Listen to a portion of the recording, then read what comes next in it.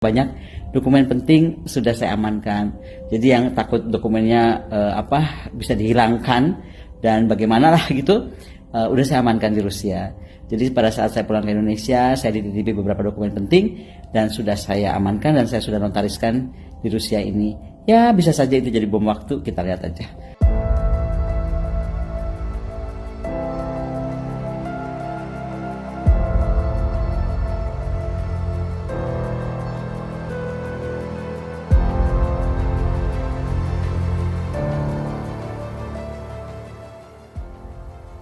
Dan ketika aparat penegak hukum digunakan dengan segala cara untuk melakukan intimidasi, sumber-sumber daya negara digunakan demi kepentingan politik praktis, maka pilihan untuk menghadapi tembok tebal kekuasaan itu wajib dilakukan oleh kader-kader PDI Perjuangan.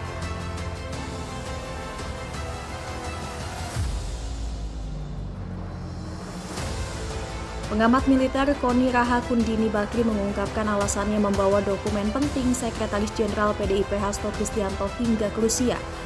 Koni Bakri mengaku sengaja membawa dokumen penting elit PDIP yang kini sudah ditetapkan menjadi tersangka oleh KPK.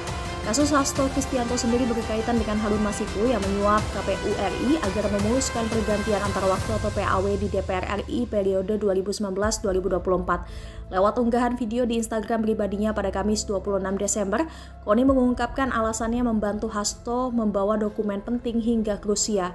Koni menyebut Hasto sebagai sahabat dan teman seperjuangan saat sekolah S3.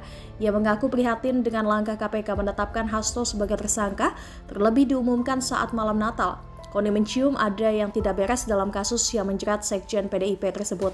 Namun dia menyampaikan satu hal kepada publik bahwa dokumen penting milik Hasto sudah diamankan di Rusia. Menurut Koni, dokumen itu berpotensi menjadi bom waktu di kemudian hari.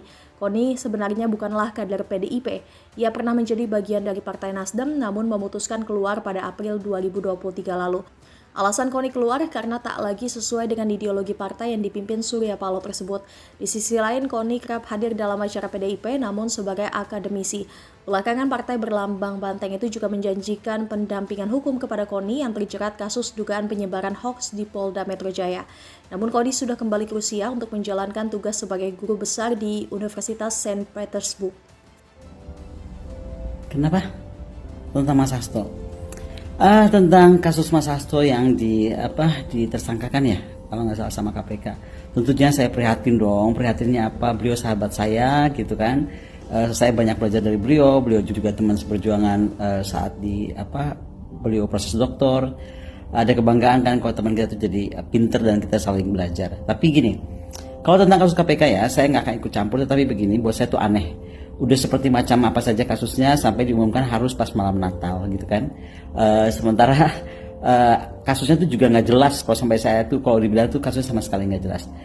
Anyway, kalau memang Mas Hasto ditersangkakan pada malam Natal, saya sih cuma berharap satu aja. Banyak kasus besar, kakak beradik itu, anaknya si itu, yang katanya pencucian uang, katanya apa, itu kan ada KPK tahun berapa? 2001 atau 2022. Terus apalagi Pak Airlangga Hartarto, terus Muis itu, Sandra Dewi, yang mengulik kemarahan masyarakat karena pajak banget korupsinya 300 triliun, cuma 6 tahun. Aduh please deh. Siapa lagi? Banyak ya, aku nggak terlalu ngikutin kasus korupsi. Cuman kalau Mas Hasto dianggap menggelapkan bukan menggelapkan, bahasanya itu menyuap. Nah, sampai harus malam Natal dipanggil gitu. Sementara beliau, semua orang tahu dong beliau Katolik, dan mengganggu ketenangan beliau malam Natal. Ya sudah, saya berharap KPK memang sedang bekerja keras ya kan. Jadi memang betul-betul menggenjot mau malam Natal, mau malam tahun baru, mau malam Idul Fitri. Nah, coba kita tunggu nih. Mungkin kita positive thinking dong. Tahun baru ini kemudian akan masuklah kakak beradik itu juga ke KPK, kemudian juga mungkin Pak Erlangga, kita nggak tahu, atau lagi juga yang lainnya. Terakhir tentang Mas Hasto, nggak tahu ya, belajar pengalaman dari Pak Kusnadi yang tiba-tiba ada yang direbut dari handphone atau buku catatan PDIP atau apapun. Saya cuma mau kasih tahu aja sebagai sahabatnya, pada saat saya pulang ke Jakarta banyak dokumen penting sudah saya amankan. Jadi yang takut dokumennya bisa dihilangkan dan bagaimana lah gitu, udah saya amankan di Rusia. Jadi pada saat saya pulang ke Indonesia, saya dititipi beberapa dokumen penting dan sudah saya amankan dan saya sudah notariskan di Rusia ini. Ya bisa saja itu jadi bom waktu, kita lihat aja.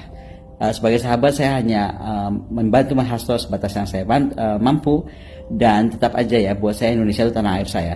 Saya itu rakyat bukan siapa-siapa dan saya nggak terima aja. Banyak hal yang saya bilang betul-betul ada semacam ada desain gitu ya. Kalau saya boleh ngomong, toh saya yang kasih tahu di Akbar Faisal bahwa saya sudah di warning, Mas Hasto kalau terlalu keras akan di KPK-kan. Omongan saya nggak salah kan? Meskipun para cacing cau bilang Buko ini tukang fitnah, Buko ini tukang gosip. Bener nggak tapi yang saya ngomong? Sih. Jadi begitu ya kawan-kawan. Bye.